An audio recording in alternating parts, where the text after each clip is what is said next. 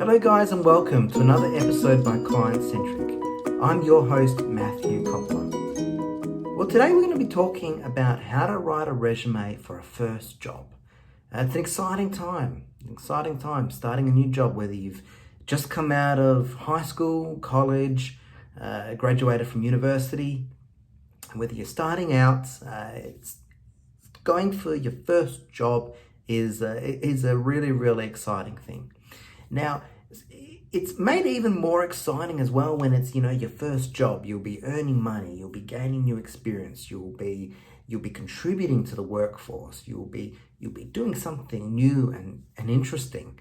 And it's great to be able to earn money, to be able to save up for the things that you want. Now, when you go for your first job, the first thing is that you're going to need is your resume.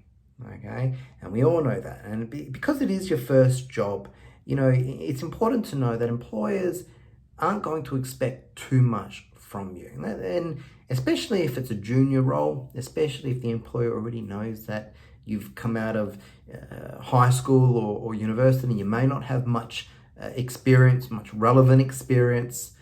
It's important though to make sure that you still have a resume that encapsulates what you have done, whether it be volunteering work, whether it be work experience, whether it be what you've studied, what you've learnt, and what you've accomplished. Okay, even any sporting achievements as well. And most importantly is that your resume is clear as to what you want to do, what your goal is, and how you're going to achieve that. And it's also good to include not only your goal and what you want to achieve, but also what you're known for, what you're known by, whether it be by your peers, whether it be by your teachers. Have you always been known as someone very organized, very diligent, someone who's very entrepreneurial? Perhaps you've start up little small stands or stores.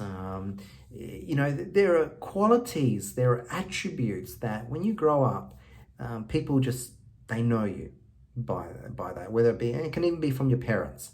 You can be known as someone very hardworking. And those qualities and attributes, although they improve and things do change as you go on, you might, obtain new qualities and new traits. Those essential traits that you grew up being known for will stick with you, and it's important to really make that clear in your resume that this is what you've been known by and what they can expect when hiring you. It's also important to include your interests. Okay, well, what are you interested in? And however relevant, irrelevant it might be, at least it gives the employer a good snapshot into a bit about you as well. It's also good to include your education. Again, whether it be high school education, whether it be some short courses you've completed, either online or at a educational institution. Ensure that that's clearly outlined as to what you've learned, what you've studied, and what you've attained. Most importantly as well with your resume, keep it short, keep it concise. It's your first resume. You're going for your first job. Once you get your first job, and then as time goes on, you build a career, you start going for more jobs, you'll gain more work experience, and your resume will obviously increase. It will get bigger, and you have more experience to list, more skills to list. But in the meantime, right now, it's important just to keep it concise, keep it straight to the point.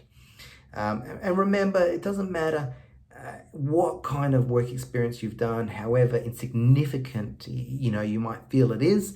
To the employer, it's not. To the employer, it's not insignificant. It shows initiative, it shows hard work ethic, it shows that you've been doing things. So guys, thank you, and I hope that this has helped in some way for you to write some ideas, for you to write your first resume going for your first job.